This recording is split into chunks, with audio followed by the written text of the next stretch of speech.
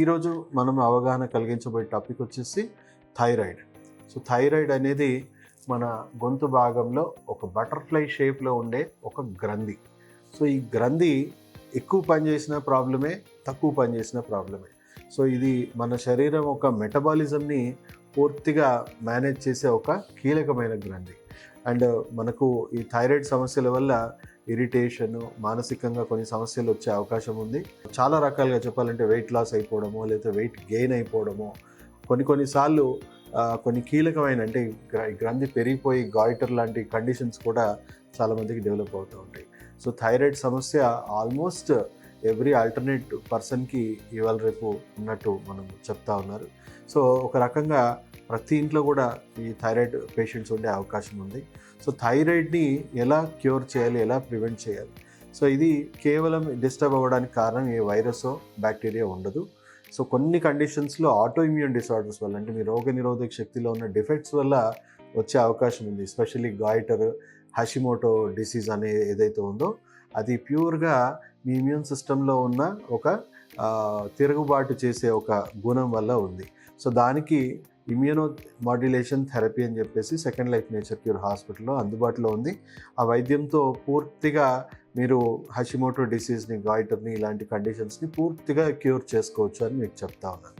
అదే జనరల్ వేరే thyroid conditions అయితే చాలా మటుకు ఇంట్లోనే మీరు సరి చేసుకోవచ్చు. మీ ఆహారము, జీవన శైలిని ఫస్ట్ కరెక్ట్ చేసుకోవాలి.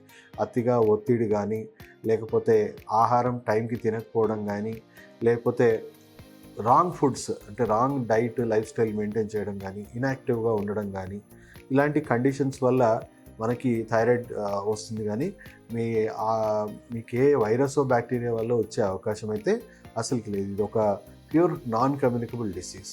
సో ఈ నాన్ కమ్యూనికబుల్ డిసీజ్ని మనం అర్థం చేసుకోవాలి. ఫస్ట్ మన ఆహారం, జీవన శైలిని మనం కరెక్ట్గా మెయింటైన్ చేయాలి. 7 to 9 breakfast, 12 to 1 lunch, 6:30 to 7:30 లోపు డిన్నర్ చేసేయాలి. అండ్ లంచ్కి బ్రేక్ఫాస్ట్ మీరు థైరాయిడ్ రివర్స్ చేయడానికి మీకు డైట్ చెప్తున్నాను. మార్నింగ్ బ్రేక్ఫాస్ట్లో ఫ్రూట్స్ ఎక్కువగా తినండి. అది కూడా మార్చ్ తినండి. డైలీ సేమ్ ఫ్రూట్స్ తినకండి. లంచ్కి ముందు, డిన్నర్కి ముందు సలాడ్స్ ఎక్కువగా తినండి. అంటే అట్లీస్ట్ ఒక 100 to 200 గ్రామ్స్ మీ కెపాసిటీ బట్టి మీరు ఎంత తినగలుగుతారో అట్లీస్ట్ 100 గ్రామ్స్ అయితే మినిమం తినాలి. లంచ్కి ముందు, డిన్నర్కి ముందు ఆ విధంగా సలాడ్స్ తినడం అలవాటు చేసుకోండి. దానివల్ల మీ శరీరం సెల్ఫ్గా రెగ్యులేట్ అవ్వడం స్టార్ట్ అవుతుంది. అండ్ టైంకి పడుకోవడం కూడా చాలా ఇంపార్టెంట్. అంటే అట్లీస్ట్ 9-9:30 లోపు నిద్రలో జారుకోవడానికి మనం ప్రయత్నించాలి. ఎందుకంటే 10 దాటిపోయింది అనుకోండి, హార్మోనల్ డిస్టర్బెన్సెస్ అనేవి ఎక్కువగా అవుతాయి. ఎక్కువగా లేట్గా పడుకునే వాళ్ళకి శరీరంలో హార్మోన్ల అసమతుల్యతలు ఎక్కువగా ఉంటాయి. సో ఫస్ట్ జీవన శైలి విధానాన్ని మార్చుకోండి. తర్వాత థైరాయిడ్ గ్రంథిలో సమస్యలు ఉన్న వాళ్ళకి నేను ఒక ప్రెషర్ పాయింట్ చెప్తాను మీకు. సో థైరాయిడ్ గ్రంథి సంబంధించిన ప్రెషర్ పాయింట్ వచ్చేసి ఎక్కడుందనేది చూపిస్తాను. సో ఇది చూసుకోండి. మీ లెఫ్ట్ హ్యాండ్లో ఈ థమ్ ఫింగర్ ఏదైతే ఉందో ఆ థమ్ ఫింగర్ నుంచి ఈ ఏరియా మొత్తం కూడా థైరాయిడ్, పారాథైరాయిడ్ సంబంధించిన గ్రంథికి సంబంధించిన కీలకమైన నాడులన్నీ ఇక్కడ ఉన్నాయి. సో అదే మీ రైట్ హ్యాండ్లో చూసుకుంటే రైట్ హ్యాండ్లో ఇక్కడ ఉంది. సో దీన్ని ఎలా ప్రెస్ చేయాలి అని అంటే ఈ 3 వేళ్ళతోని ఇలా ప్రెస్ చేయండి. సో అలాగే ఇలా ప్రెస్ చేసుకోండి. ఎంతసేపు ప్రెస్ చేయాలి అంటే ఒక 1 to 3 minutes daily, at least 5 minutes వరకు చేసినా నష్టం లేదు. 1 to 3 minutesలో వర్క్ అయిపోతుంది. సో రోజు ఇలా ఈ 3 ఫింగర్స్తో ఇలా ప్రెస్ చేసుకోండి. సో ఈ థైరాయిడ్ సంబంధించిన గ్రంథిని ఇది స్టిమ్యులేట్ చేస్తుంది, యాక్టివేట్ చేస్తుంది. బ్రెయిన్ నుంచి కూడా కొంత యాక్టివేషన్ జరుగుతుంది. సో ఆ రసాయనిక చర్యలు అనేవి మళ్ళీ ఆ థైరాయిడ్ గ్రంథిలో మొదలవ్వడానికి ఇది ప్రేరేపిస్తూ ఉంటుంది. ఇది చాలా కీలకమైన నాడి.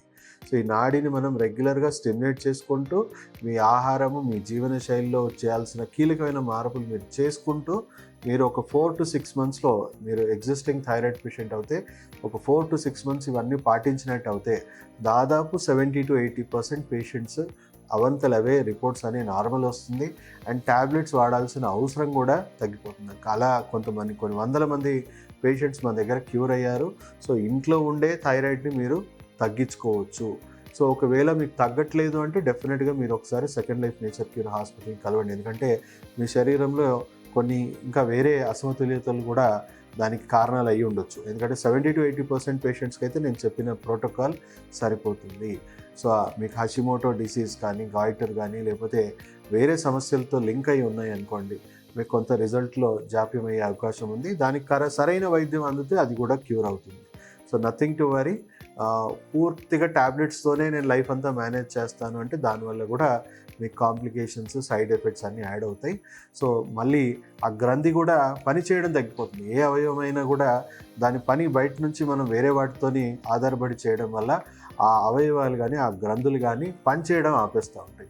సో అది మీకు లాంగ్ టర్మ్ మీ ఆరోగ్యం కానీ మీ ఆయుష్ పెంచడానికి కానీ ఇలాంటి చర్యలు ఏవి కూడా సరైన చర్యలు కావు. సో మెడిసిన్ అనేది ఎమర్జెన్సీలో వేసుకోవాలి కానీ లైఫ్ అంతా వేసుకోవాలి అనే అంబిషన్తో ఎవరైతే ఉన్నారో దయచేసి మీరు అందరూ కూడా తొందరగా న్యాచురల్గా సైడ్ ఎఫెక్ట్స్ లేకుండా నేను చెప్పిన అన్ని పాటించి మీరు దయచేసి థైరాయిడ్ నుంచి పూర్తిగా బయటపడండి. ఆర్ మీకు ఏదన్నా పర్సనల్గా నాతో సలహాలు, సూచనలు, ఆన్లైన్ కన్సల్టేషన్స్ కావాలనుకున్నా కూడా కింద ఉన్న నంబర్స్ని మీరు సంప్రదించి అపాయింట్మెంట్స్ తీసుకోవచ్చు. ప్రతి ఒక్కరికి ఈ వీడియో షేర్ చేయాలని కోరుకుంటూ ప్రతి ఒక్కరికి ఈ నాలెడ్జ్ని, ఇది ఏదైతే హెల్త్ లిటరసీ అంటామో ఈ బేసిక్ నాలెడ్జ్ ఆన్ హెల్త్ ప్రతి ఒక్కరికి అవసరం కాబట్టి ఈ హెల్త్ లిటరసీని పెంచడానికి మీరు కూడా భాగస్వాములై స్వస్థ్ భారత్ మిషన్ని మనందరం కలిసి చేరుకోవాలని కోరుకుంటూ సెలవు తీసుకుంటాను. మీ డాక్టర్ సాగర్.